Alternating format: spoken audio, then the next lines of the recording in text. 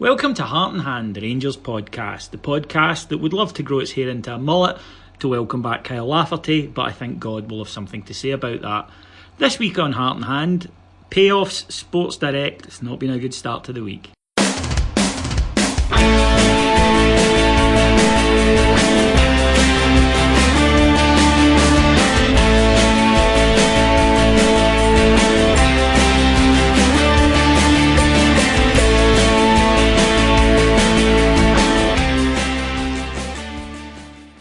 So welcome to Heart and Hand, the Rangers podcast. My name's David Edgar and I'm joined tonight by two titans of the Heart and Hand universe. One a name you'll know and one making his first appearance. First up is the lovely Mr. Martyn Ramsey. Good evening, gentlemen. And joining us, making his debut, but he's been a smash hit on the Patreon site for those of you who subscribe, it's Jack Shaw. How we doing, guys? Happy to be here. Are you excited? First team debut and all that, Jack? You ready to you've been doing well in the... You know, you've caught the gaffer's eye in training and now you're into the first team. You're like Glenn Middleton. Hopefully I can do this. He can score a goal, for sure.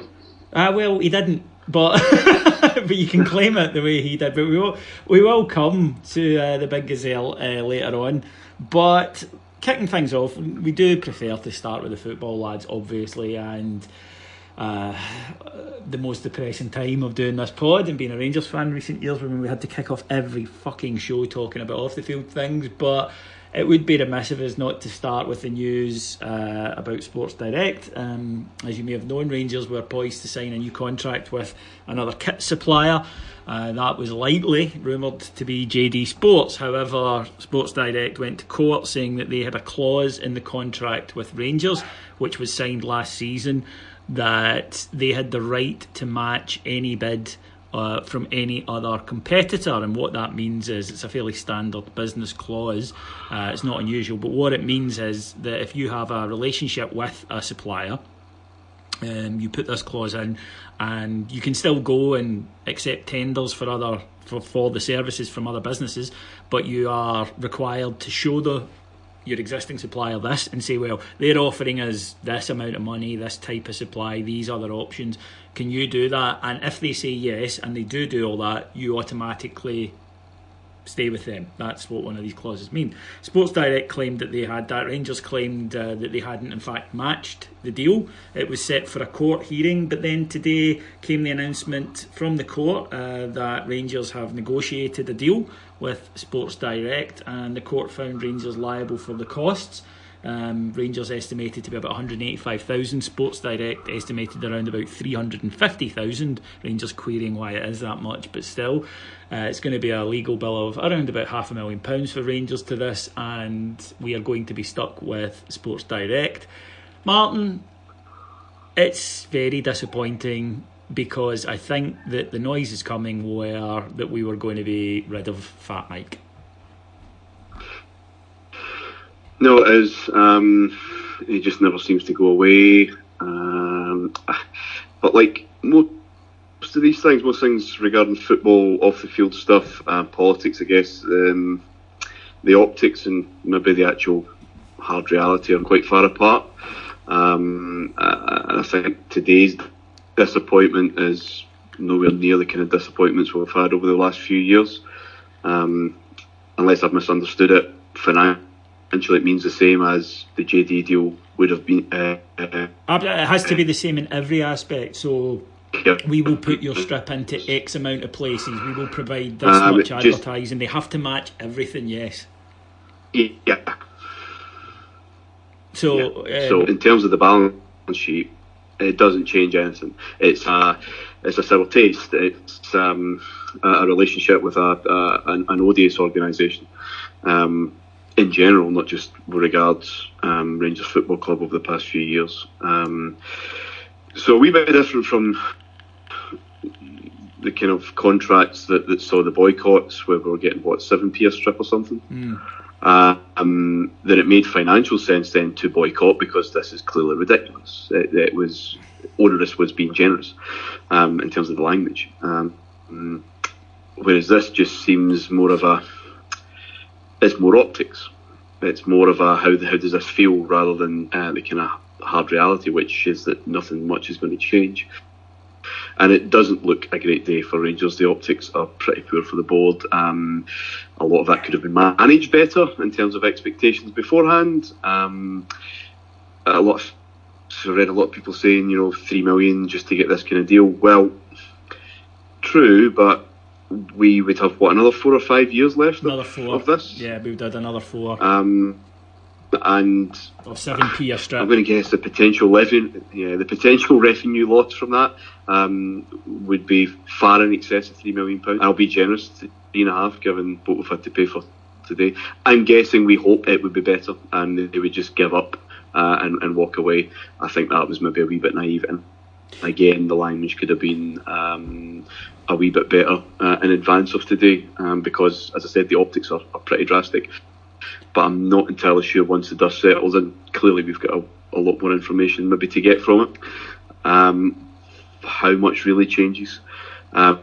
Will buying the strips in our store be different commercially than buying from Sports Direct? Anyone who goes to Sports Direct, if there are any people left, because if it is wildly different, again, what are we losing here?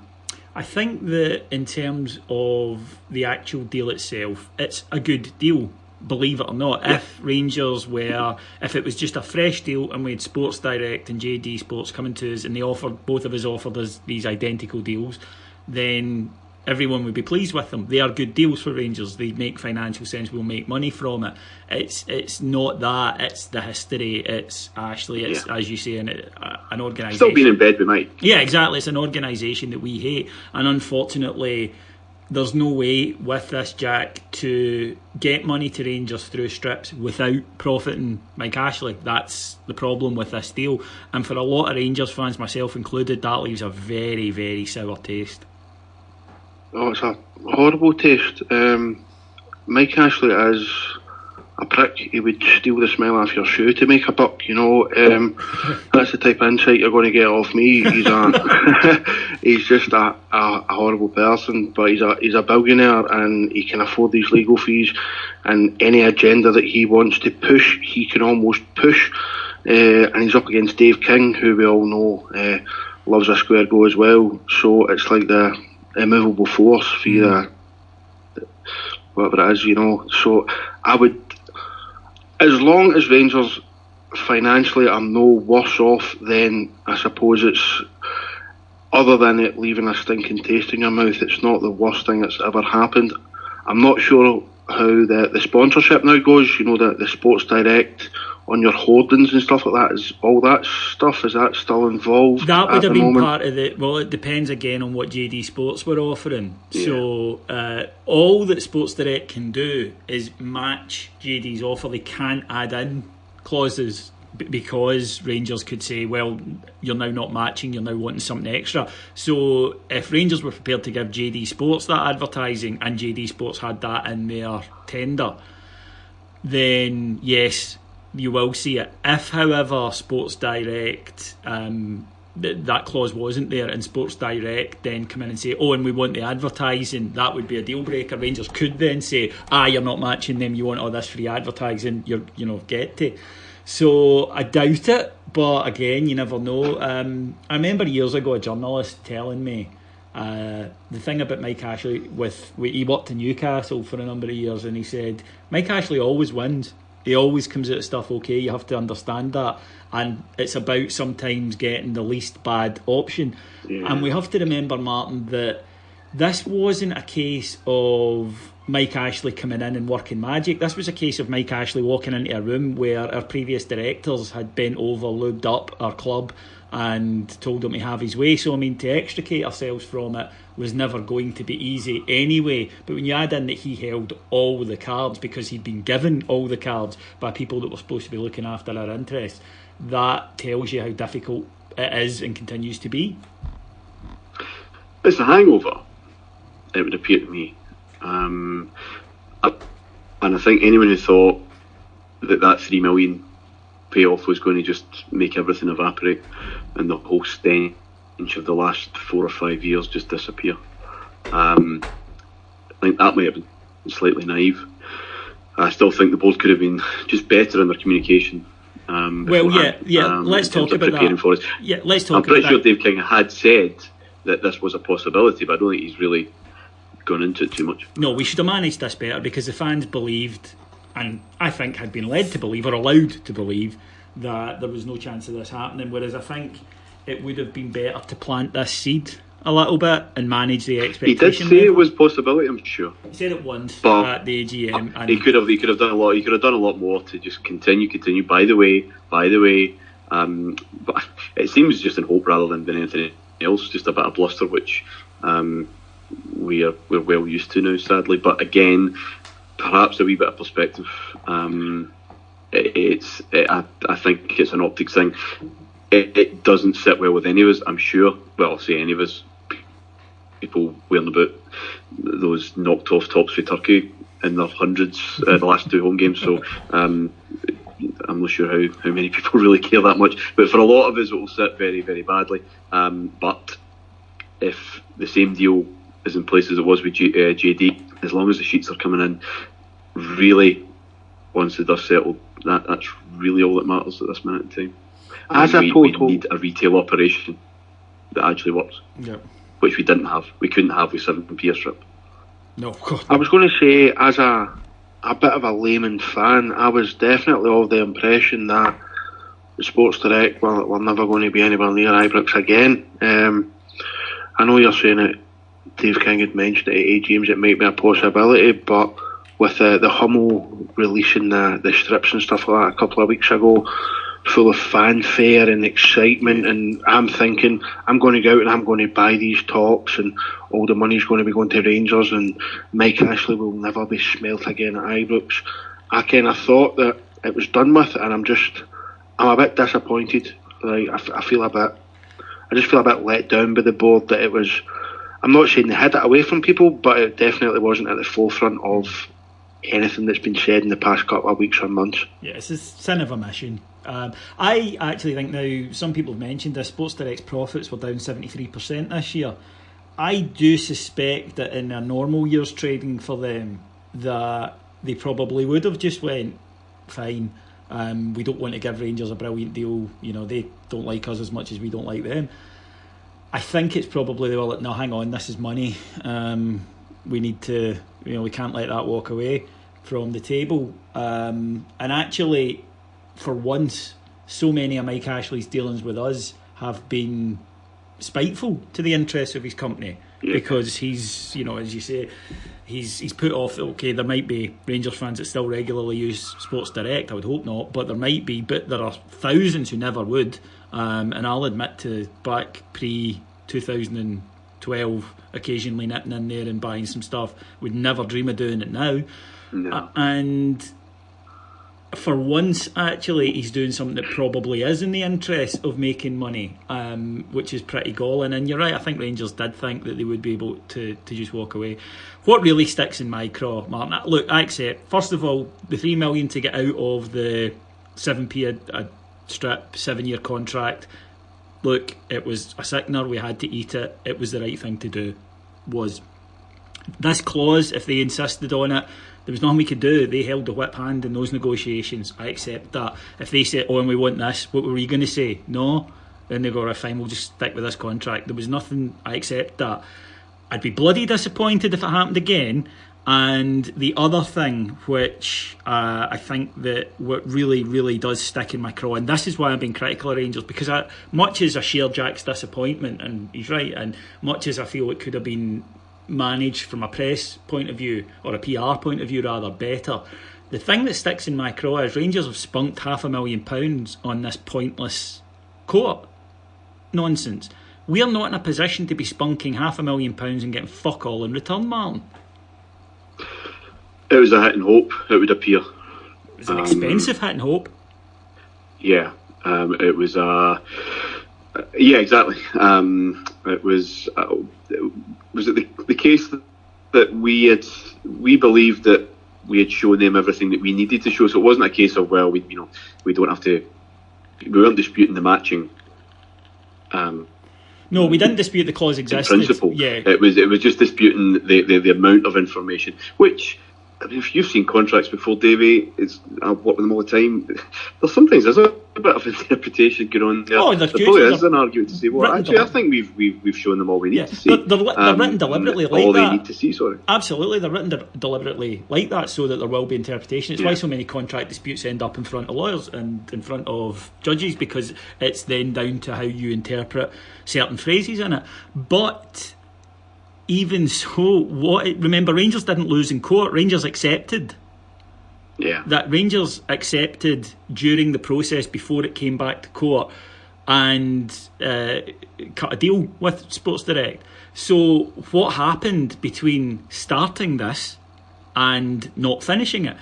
Lionel Hutz has looked at the contract again and went, oh shit, yeah, you're right. That's what is galling me a little bit. Rangers lawyers, what happened? Why a month ago did you say, yeah, you're right, we can win this?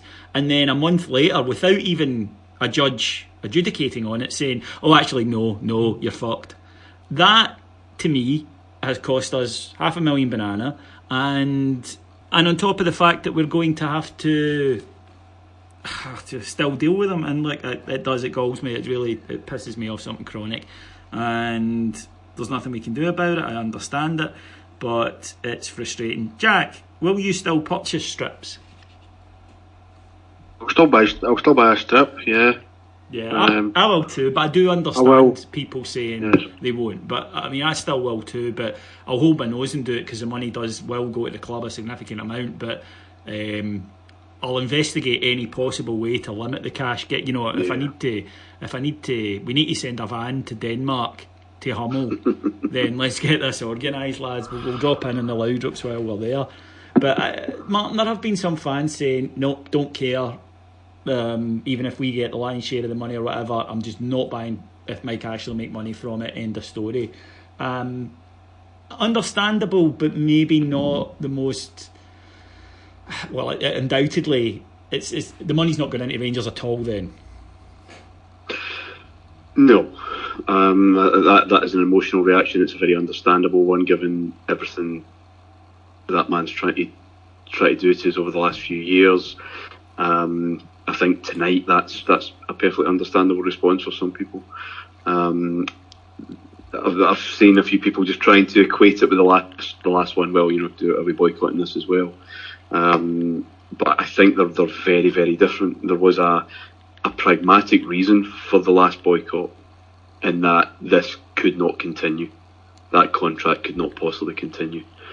Yes, Rangers lost out if you don't buy a strip, but it was negligible.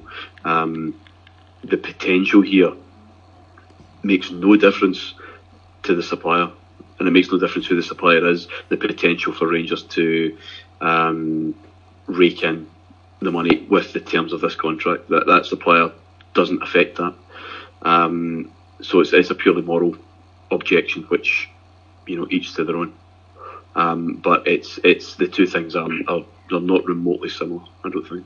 But we're all agreed that he is a loathsome fat cunt. And fat cunt's going to fat cunt, you know what I mean? Yeah, he's that's just who he is. It is if Dave thought by continuing to fight the most ludicrous fights, he would just get him to, just get bored and go away. I think that's probably a touch naive as well. Yeah, and they've got better lawyers than we have, clearly. Lawyers are coming in Ermin, I think. Private jets and whatever else. I think they clearly inflated their fees for the laws. I did think that when I said, Rangers costs were 185 and they were 350. Clearly they've been at it, and then it hit me. No, they won, so maybe they're just better lawyers, and that's how much you pay. You get what you pay. You get what you pay for there. Yeah, for sure. Maybe as you say, we shouldn't have went for Lionel McHutt's. Offices in all the major places in the world, Scotstoun, Postle. It's maybe time to have a wee look at what we're doing there. But anyway, right, let's move on to some football, and some good football from a Rangers point of view. We'll start off with the much more important of the two matches, which was Thursday night in Croatia. Rangers took on Osijek, the Croatian side who had a very good home European record and had in fact knocked PSV Eindhoven out of the tournament at this stage last year. Rangers won 1-0 goal from Alfredo Morelos, who was excellent, I thought, overall, after a really dreadful display against Scoopy. I thought he absolutely answered all the questions that me and you and everybody else was asking. I thought he had a great game for us. Defence held up to a lot of pressure from Osijek, and Martyn, that is a big victory. I mean, it's a win in Croatia, and I don't care what era of Scottish football that we're in, or what we are like as a club at the moment. Any time in the last 20 years, that's a really, really great result. No, there's no getting away from it. It's an excellent result. We've seen far better Rangers teams struggle in parts of the world like that in the past. There are no mugs at home in Europe. There are no mugs at home domestically. I think they just banked Hajduk Split, did they not? Yeah, did the weekend 4-1. They are. It was a superb result, and I think we talked in the live show about the impact of Alan McGregor. I think that's clear to see. A lot of us had issues with Wes, but I don't think goalkeeper was our priority area this summer. But clearly Gerrard or maybe Mark Allen had other ideas, and I think that influence is evident, although it's still very, very early. Goldson looks what we hoped he would look like, but again, very, very early. And I think Katic has played well as well. The full-backs are a concern. They allowed a lot of space, which meant the centre-backs could really be exposed as being good and having a lot to do and look heroic. In transition, and I'm not entirely sure we were that great, but I think a lot of those things will just take time. There's a lot of understanding to be reached, a lot of combinations, a lot of chemistry, a lot of trust. The amount of times that the boy Kent took up great space, but other players didn't seem to trust him with the ball. But he's only in the door, so these things are kind of understandable. You're right, Morelos had an excellent game. It doesn't change the fact that he hadn't had one for 10 or 11 matches. You're allowed to criticise what's in front of you, and you're allowed to praise what's in front of you. And he was superb. My one takeaway from it, from a positive perspective, was about the manager. One of my big concerns about Gerrard coming was his tactical discipline as a player, or ill discipline as a player. It was really one of his biggest weaknesses. He'd be charging around the park like Roy Race, and he was criticised on the continent quite a lot for that. And I kind of worried he would bring that into his management. He wouldn't show enough kind of flexibility, enough nuance. But he spoke very well after the game, and very clearly we went there to do a particular job. It's not the same kind of job we would maybe do at home, that we would normally do in your average Premier League game at home, but it was there to do a specific thing, and we did, with a goal pretty much from the training ground. Jack, Martyn mentioned there Alan McGregor, and I think I just feel more secure when I look down and I see Shagger between the sticks. I kind of disagree slightly with I don't think goalkeeper was a key position. I thought all the positions were pretty much key positions, in all honesty, to upgrade on. And I think that although the bids for Wes that I'm pretty sure the club were expecting haven't come in, the idea was solid enough of, well, we'll get McGregor in for a couple of years, sell him, and then hopefully maybe bring through Robbie McCrory or whatever. But he does have a presence that Wes, God love him, just does not have. He's got a mentality where he knows what it is to win big games, and he knows how to deal with shots from like from far away. Like Wes, we all know Wes. His reaction time was great, but you hit one from 25 yards along the deck, and he fell like a sack of tatties. I kind of agree with Martyn that I wouldn't have been looking at goalkeeper first and foremost, but it turns out Mark Allen and Steven Gerrard sort of maybe know a bit better, and they thought that was one of the first positions they should shore up, and it does make sense. That's where the confidence comes from, is from the back, and Steven Gerrard has definitely pinpointed that and went, look, we need X, Y and Z, and by the looks of it we've went out and bought X, Y and maybe half a Z. The full back situation, like Martyn says, it is a bit worrying. Tavernier, he does have impact on games, like he set up Morelos for his goal. and he had a goal line clearance against the Croatian team, but his defending was like heart-stopping at times. Flanagan at left back didn't look all that hot either, I thought. A few mistakes led to sort of decent chances for the other team, but back to McGregor, definite upgrade. He knows how to win. He doesn't fear them. He doesn't fear a challenge. He's played in big European games, and it was definite flashbacks to sort of 2007, 2008, where a team was set up to do a job, score a goal, and not let in a goal. And we were flaky at the back. We were.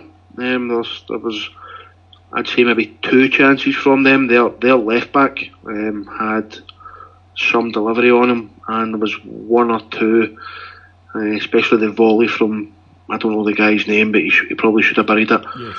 But it's a solid starting block, and I love him for it. That's where you've got to start.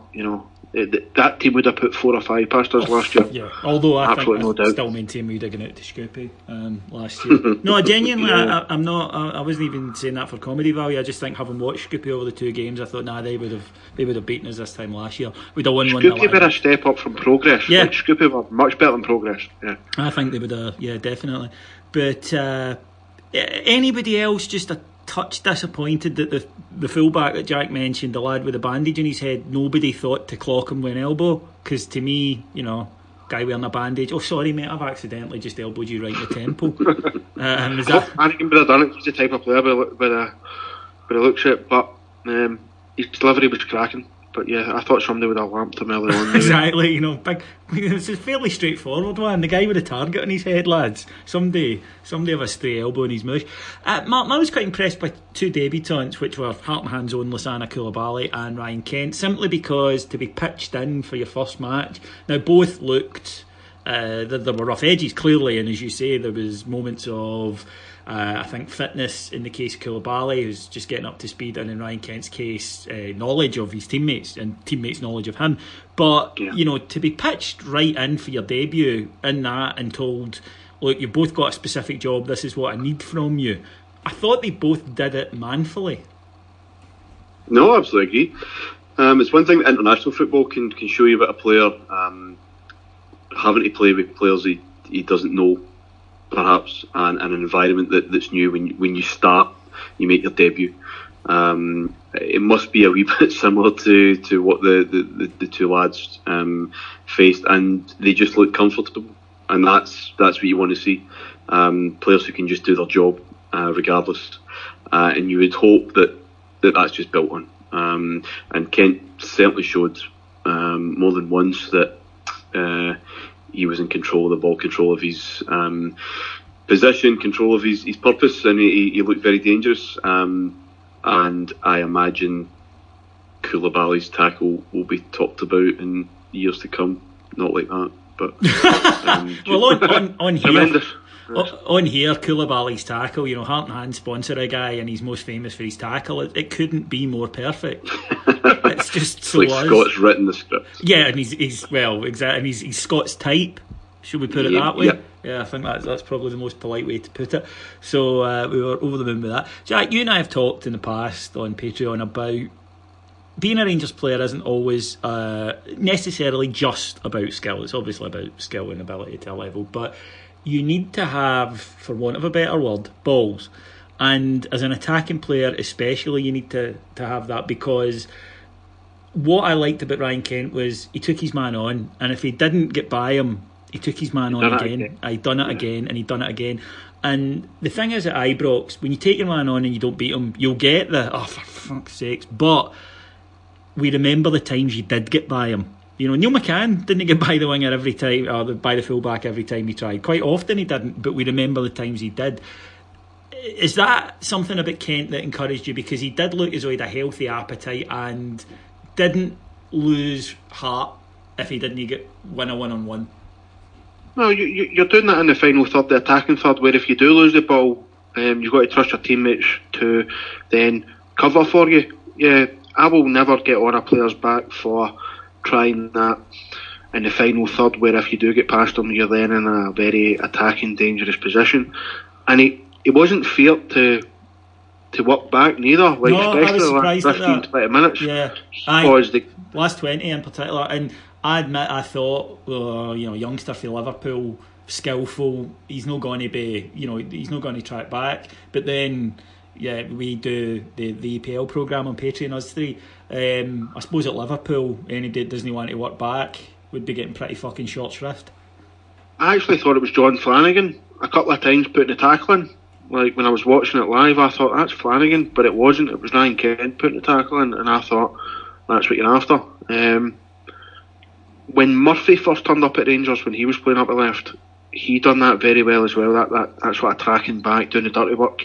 I thought Murphy the other night had a good start, first 15, 20 minutes, sort of looked in the game, and kind of like the last couple of games, I don't know if his confidence is a bit short. He sort of fell out of the games and being a bit ineffectual, to be honest with you. I don't think his best position is in the centre or at the right. I think his best position is on the left, where Steven Gerrard might see somebody like Ryan Kent playing in front of him. So I don't really know if Murphy's going to be first choice, to be honest with you. At the beginning of the season, before a ball was kicked, I would have said, Murphy up the left, like he's first name the team sheet. But now I'm not too sure. I'm not too sure if his confidence is just shot to fuck or not. I'm not sure.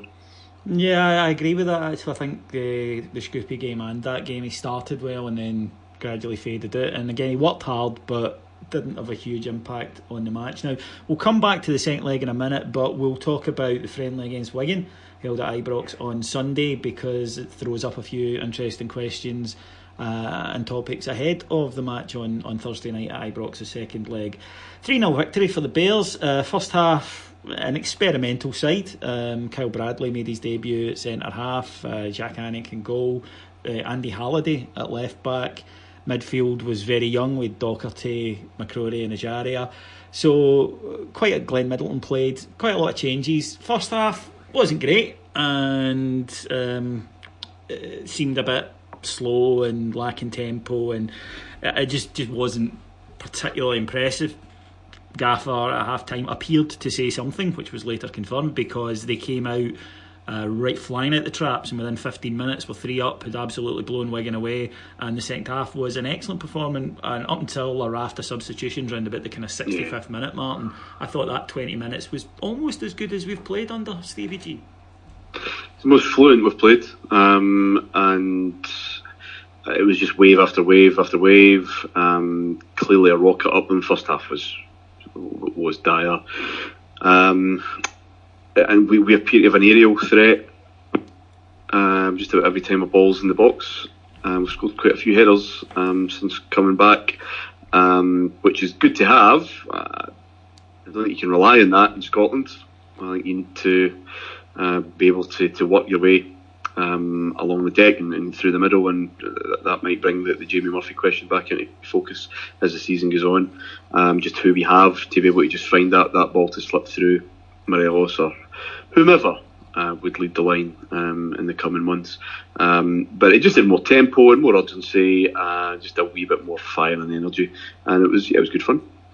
Yeah, and Jack, we got a look at some new players. Not a debut. I think Kyle Bradley will be anxious to return. He looked nervous, made a mistake, and then I think tried too hard to come back. He was hooked at half time. Glenn Middleton, though, again continues to impress. I thought terrific game, another assist, ended up playing at left back, gave away a penalty which I thought was very soft. I haven't watched it back. I still think it was very soft, and overall a lot of encouragement from him. Yeah, it was interesting to see him get the full game. He's direct. He likes to see the byline and get there, which is something that we've not particularly had the last couple of years. Although I do apologise for bringing his name up. Michael O'Halloran had that sort of. Yeah, I do apologise, and I'm sorry. He had that sort of thing about him where it was like all he thought he had to do was get to the byline and then kick it over, and that was his job done. Glenn Middleton, I think if he could improve his final ball, I think he could be a real danger for us. I wouldn't be sending him out on loan. I'd be keeping him as an impact sub. I thought what we've seen from the first goal from Morelos, again, that sort of ball from Candeas from about 30 yards back, it was almost the exact same goal as against Croatia, where you just swing it in between the 6-yard box and the penalty area, and if Morelos is there, his 50 pence head will get it on target. He's removed the kind of asymmetric wedge, yes, that he had on his head with hair, and he's now got a very nice, sensible side parting and two-headed goals. I'm just saying, lads, it's not coinky-dink. It's not. But that's obviously a thing. And if I've noticed it, then there's going to be other teams' managers notice that ball from deep. We're going to have to cover Morelos, because he's obviously been told, when somebody's out there, you need to stand right in the middle of the goals and just hope it bounces off your head, so you don't need to do anything with it, you know. And it's boosted his confidence. I love seeing a happy Buffalo. I really do. I think we'll struggle to get somebody in that'll be first choice ahead of him at the moment. I'm not sure. I think going into the season, he's definitely going to be our first choice. We need to get behind him. I know what it's like at Rangers games sometimes, where people just turn really quickly if he misses a chance or two. It's not the best thing for him, because he is still a child, and he seems to be mentally younger than his actual age as well. I did love his reaction to the Candeas tackle, but you know, he was right in amongst it. He was taking no shit from that guy, the Egyptian boy. So that's a good thing. That's the first time at Rangers need that. You need players that. like that are going to stick up for each other. But I think Morelos is going to be our first choice going into the start of the season, and I think we need to get behind him. And I think he's been managed reasonably well. I don't think he's been shouted and bawled at. I think he's been told, look, you are a good player. You need to just rein it in a bit and just concentrate on doing what you do best, and that is not only scoring goals, but he's great outside the box. He creates chances for others. He brings others into play. So I'm all behind him. Don't get me wrong, I did criticise him after Scoopy, like everybody did, thinking, oh, for fuck's sake, he's pish. But we're football fans and we're allowed to be fickle. So I go back to Martyn's point on that. I think it is all right to say, I don't do it at a game, because there's no point of booing somebody or saying you're pish, because it's not going to help. But I will say, after a game, he was poor. He's playing really badly, and then I don't think there's anything wrong with a week later saying he played really well tonight. That was impressive. There is this thing with British football fans that, no, I have decided he's a good player and therefore he's a good player, or I have decided he is a bad player and I can never change my mind. I don't see the sense in that one. Martyn, that's the first time I've ever heard somebody get a standing ovation from the Govan for running 50 yards to remonstrate with somebody. It was a shocker of a tackle, by the way, for a friendly. From McManaman? Yeah. It was, and not his first. He famously did a number on, was it Haidira? Oh, aye, the Newcastle. Newcastle. Right. An utterly disgraceful tackle when he was at Wigan. And the usual, he's not that kind of player. Chorus rang out through the English media. Nobody's that kind of player, though. Have you noticed that? And especially when the evidence against that is compelling right in front of your eyes. I'd love a manager to come out and say, I'd love a manager to come out and say, do you know what, I'm sorry, but he is that kind of player. He is that kind of player. He does that. That's why I fucking bought him. Occasionally he's going to break some cunt. There's nothing we can do about it. Yeah, we've kind of budgeted for 3 red cards a year. That's absolutely fine. But no, Candeas is Morelos' BFF, and he wasn't up for that. And it is nice to see. Read a lot that was missing from last season. It wasn't. The Hibs game at the start of the season, we did the same, and we got a man sent off for it. it's there, but I'm sure we'll have these conversations this season as well. That perhaps we're refereed to a different standard when players start to get involved. There's a bit of pushing and shoving and whatever else. And we'll see how long it lasts and how many take that example. But it is nice to see. But Morelos, if he continues on that vein, then great. I think with him, it's sometimes you need to take 5% off just to get 10% more. If that makes any sense. He just trying too hard and unable to just shrug off the disappointments. Because as many of his defenders last season and this season have said, the best missed chances, McCoy's missed sitters, they do, but then they don't look like the world's ended.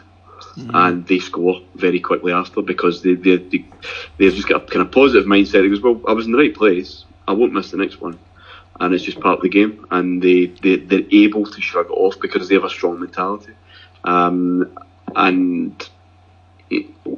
Again, it's early days for all these assessments that we're making, good and bad, about our players. Let's see where we are October, November time, but I think there's still questions for him to answer about his mental strength, really, his mentality, being able to shrug off the odd disappointment that comes, still be positive, and still continue, and still be able to learn. Because that mentality is required in the training ground. It's required on your day-to-day work, when you're taking on instructions from the management team. He appears to like the manager very much. I think that feeling's reciprocated, and long may that continue, because one would hope that it would be positive. Well, I mean, they probably do have a lot in common, with someone coming from a kind of backwards place riddled with drugs and gun crime. And of course, Alfredo Morelos is from Colombia. Had to be done. Yes, but moving on then, Jack, we also got our first look at, a man whose name is going to be shrouded in mystery. We'd been told up to this point he was Umar Sadiq, but introduced onto the field as Sadiq Umar yesterday. And long time since I've seen somebody with that type of gait. The Torrey Andre flow was the style of player that he reminded me of. This guy, I think, is going to drive us nuts, and he's going to entertain us, and he's going to do amazing things, and he's going to fall on his arse sometimes. He looks entertainment in a big package. He looks sugar or shite. I think that's how you would sum him up. But in the same game, in fact, even in the same move sometimes. In the same couple of minutes, in the same like in the same run or the same diving header, he looks sugar or shite. I did try to claim his goal as mine earlier. I know it was definitely an OG with handball or whatever, but if he wasn't there, it wasn't going in, so it's his, and I'm giving him it. And he's been given the number 9, which for a player it's a psychological boost, I think, for a player now in the squad number game. You get given the number 9, that's your main striker, that's your number 9. He might not be the main striker. I know there was definite uproar from certain fans for Morelos to get just dropped like a wet rag, and for Sadiq to come in. But I think he's going to be a player that will start some games and will come on in some games, and some of those games against your Kilmarnocks, Partick Thistles, whoever, will just put the fear of God into these teams, like this 6'5" guy coming on who's fast. He's rapid. He is rapid. He's fast. There was one run really where he looks as though he's on fast forward and everybody else is at normal speed, and he just eats the ground up with those huge legs. So I think it certainly was a promising start for him, and I'm looking forward to seeing more of him. And he might be joined soon, Martyn, by returning, favourite of Cammy anyway, Kyle Lafferty, with news coming that Rangers had a £200,000 bid rejected. The Scottish media are probably the happiest at this news because they get to play their game of disrespectful bids, and it's a fucking disgrace. Why don't Rangers the only club in the world that apparently are supposed to just go in, ask how much a team wants and pay it. Hearts Chris Boyd having a wank. Having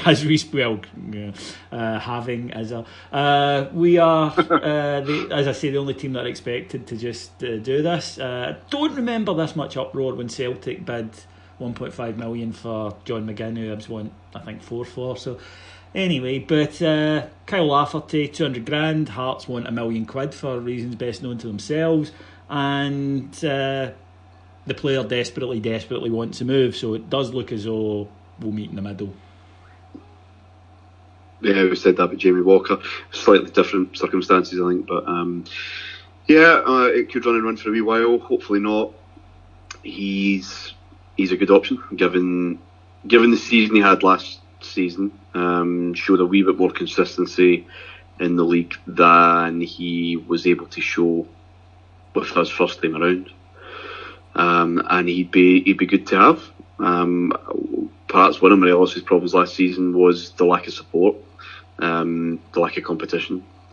We need options up there. We talked in the live show about our hopes, dreams, expectations for the season. I think everyone's agreed that Gerrard can and hopefully will at the very least just achieve par, which is clear second. Clear blue water between the other 10, and players like Lafferty should ensure our ability to do that and put pressure on Celtic. Is he enough in terms of attacking additions to challenge for the title? No. Oh, well, Jack, I mean, counterpoint to Martyn's out and out dismissal of the Black Skull. I'm not going to dismiss him. I'm not going to dismiss him, but I kind of agree. He doesn't match up to Morelos on certain stats like expected goals, expected chances created, all that sort of stuff. So he's not statistically a good a player as Morelos, but it comes down to mentality again. He fucking does not fear them. He will go out there with a disdain for them. He will fucking wrap it into them. He will square up to them. He will cause them all sorts of bother. He will pretend to get Malky to get them sent off. He'll do all that stuff. Like, he'll do that. Like, and that's what you kind of need sometimes. Like, you need a guy that's got to fucking kid on so that they can't get beat. Like, I'm all for it. If it costs you £400,000, then I'm all for it. Like, he's not a starting guy. He'll come on. He'll maybe start 15 games. He'll come on in games, but especially against them, Hibs, Hearts. Yeah. I would agree with that. I'd agree with that. There are question marks over Morelos in those games for sure. And I would have no questions about Lafferty. If he has turned a corner in his career, in his state of mind, and last season in a poor team, he still scored a fair few goals in this league.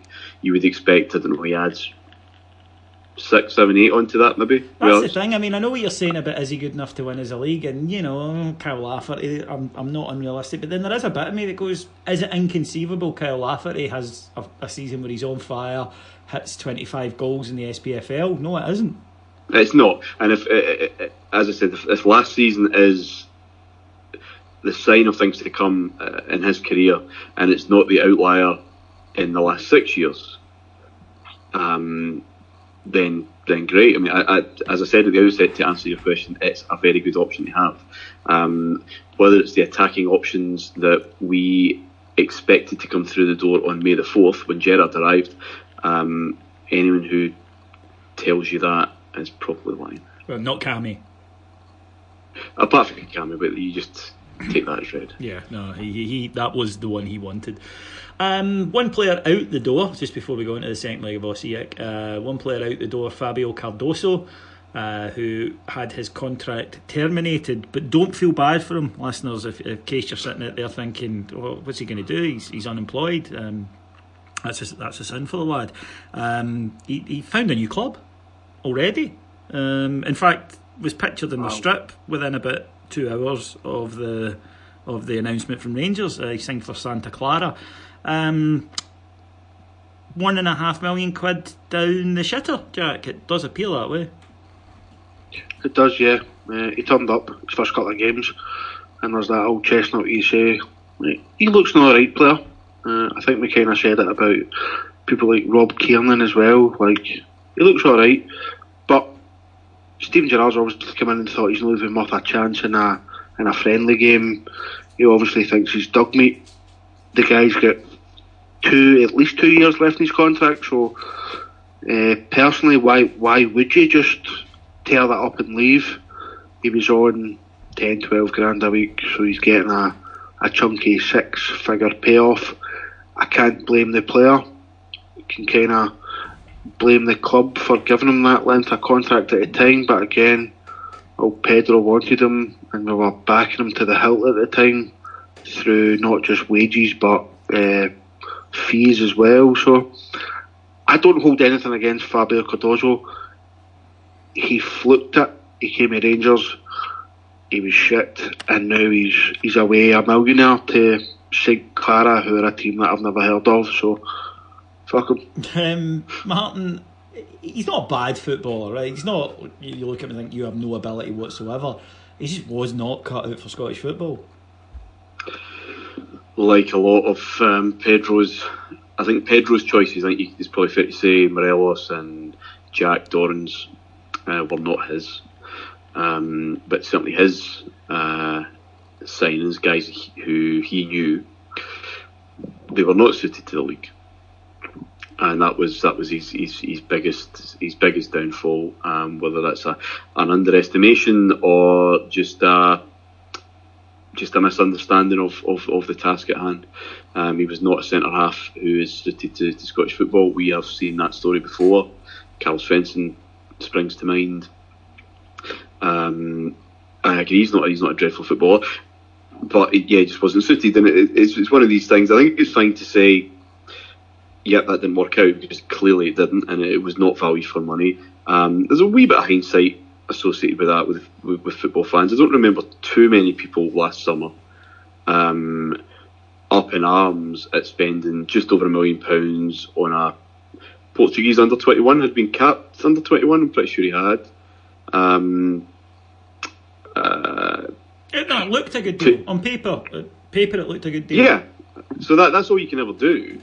That's all you can do for a football fan to say, "Oh, Jesus Christ, we're signing who?" Yeah, right. I'm telling you now, that's okay ridiculous. That is an utter waste of money. Yeah, but it's okay for us to say that that's all you can do is look at it on paper. But surely that's not enough for paid. It's not enough for a manager, David. He'll get sacked. Yeah.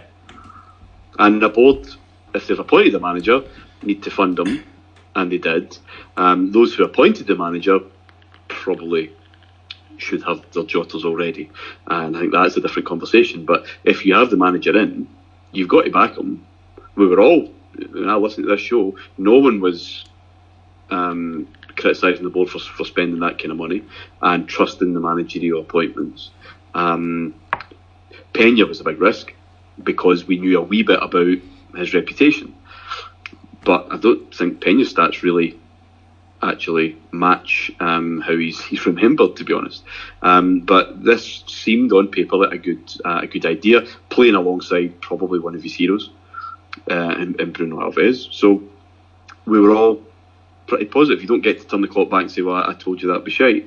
I think a few of us noticed pretty early on, okay, there might be a compatibility issue here, and I guess the Motherwell Cup semi-final was the embodiment of that. Yeah, he was trying to run Windows XP on a Mac, unfortunately. But now we move to the second leg. This tie isn't done, Martyn. This tie is not done. Nope. A good win for them last night, 4-1.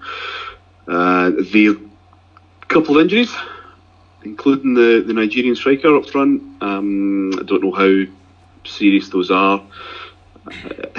It's one of these quirks of European football that a 1-0 victory away from home, you're still in a bit of a kind of nervous situation. There maybe is a bit of a sticker twist about Thursday night. If we score, I mean, they kind of shrug their shoulders and go, we still need to score two. We needed to score two before then, and this makes no difference. That's a worry for me, Martyn, is that we get a goal and the crowd go, well, we're done, and we're really not done. Nope. So it doesn't change their game plan one bit. They're dangerous, but although the fullbacks would give you cause for concern, that core three, the two centre halves and the goalkeeper, with our boy maybe just a wee bit ahead of them, you'd hope that we'd be able to weather the inevitable storms that might come and go throughout that game. But an interesting challenge for the manager tactically, just on that point. We're in the driving seat here, so do we hit them in the break? It's a tough one, as you say. It's a stick or twist thing, isn't it? It's, do we go, right, we're going to go out there and impose ourselves onto this game, or do we go, we'll see what they're going to do, see if they can blow themselves out, sit and hit them in the break. The one thing I will say is, again, as fans, we can sit here and debate this, but the manager and the team have to be aware of, this is the plan, this is how we're going to approach it, and do it, just go for whatever the plan is, hell for leather. You see it so often. When we saw it last year, higher level obviously, but Spurs against Juventus, when Spurs looked as though it would take a miracle to knock them out, it didn't. It took 2 goals, and 2 goals that happened in 3 minutes. And it's the same for us, that we have to understand that I would like us to use the occasion to go out and play a bit of football and put them in the back foot and make them worry about us. But yeah, the idea, and I've heard people say a goal kills it. No, it doesn't. They need 2 goals, and if we get one, they still need 2 goals, and that will still be enough for them. So it's going to be a scrap, and Jack, it's going to be one of those nights that I hope Ibrox is rocking. It's a sellout. The place is going to be going Barney, hopefully. And if we can get that, then I think we could really be in a position to take quite a tidy team out of the equation. People that have listened to my podcast on the Patreon service will know that I did start as a betting podcast where I was predicting what was going to happen in Rangers games, and I got one result. Yeah, not your forte. Good pod. Not my forte. I got 1 out of 11 right, and donated all the money to cancer research. But I think we need to listen to Steven Gerrard. I think he is the type of guy that's going to have a plan, and whatever his plan is, go along with it. I don't think we'll be going hell for leather, but I do think that we will score. I do apologise for saying that in case things fuck up, but I think we'll score. And like although you said that it's not the nail in their coffin, I think that if we do score first, with them coming forward, we hopefully have the players to hit them on the counter with a bit of pace. Me personally, I would be bringing Candace back into the team at right mid in front of Tavernier. I think Tavernier looks lost without him. I don't think he looks the same player as he does with him in front of him. So that would be one of my only changes. Whether or not to play Murphy or Kent on the left, probably Murphy, I'd imagine. He's probably more up to speed and more tactically aware than Kent might be, but quicker. I'm not 100% sure about that. If we want to play on the break, Kent's quicker. Yeah. Kent is quicker. I just don't know if the way that Kent was in so much space the other night, and there just seemed to be no trust in him to get the ball out to him. Maybe some of the players psychologically might think that Murphy's a better option out there and might want to be more willing to play down the left. A lot of our attacking stuff has been down the right with Candace and Tavernier for near enough a whole season, so I don't know. I trust Steven Gerrard to pick the right team. His backroom staff and Gary McAllister and stuff like that will have a plan, and I'm pretty sure by the looks of the last 4 games without conceding a goal, we should hopefully be able to execute that plan and go through. I'm not saying comfortably, but go through. Yeah, well, I was going to ask you, and be honest, right? Don't try and suck up to the audience here, but tell the truth. Will we get through? Not ask for a score prediction, and I'll say I think we will get through. It'll be a struggle, and I think it'll be very tense, and I think that we're going to have a lot of buttons knitted by arses at Ibrox on Thursday night, but I think we'll get there. Martyn? Yeah, pretty much the same. There will be some nervy moments, I'm sure, but I think we'll win 2-1. Jack? Again, I really don't like putting my predictions out there. I'm not bad at them. Say Osijek. I think 1-0. I think we will win. That was what I predicted the other night. That was one of my predictions that actually came up. You did. But right. I think what 1-0 again will be our forte. Our defence should be able to hold tight. We just need to keep an eye on that. Their left back. I think he's a big danger with his delivery. So again, Candace playing out there may be able to sort of keep him under wraps. Absolutely. Okay, well, thank you very much to everyone for listening. We will be back next Monday, and from then on in we'll be starting back the 2 pods a week, but we'll be back next Monday with the next free pod. Of course, we want to hear from us all. In the meantime, just come along to the Heart and Hand Patreon site. That's patreon.com/Heart and Hand, where we all have shows, apart from the regular current events shows. We all have our own individual show. Martyn hosts a time capsule where he goes back and looks at a match and what was happening in the world round about that. Jack hosts Rangers Bet Remember, where he looks at a multitude of things, everything from a shot at glory to crazy footballers from the past. You name it, Jack looks at it, and it's a brilliant, very funny show. And the 3 of us host the award-worthy When the Seagulls Follow the Trawler, the EPL pod, which will be returning soon. A lot of crazy money getting spent, lads. Dan Surf so far.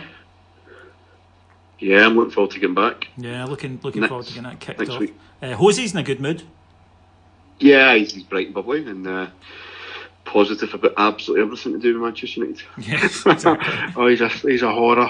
He's a total horror. I think he's going through male menopause. Said it before. He needs to get whatever the male equivalent of HRT is, and see if testosterone replacement therapy probably. Okay, folks, thank you very much for listening. Just thank our executive producers in London, Mr. Mike Lee and Mr. Paul Wiles, and we will be back next week. Till then, take care. Cheers. Bye.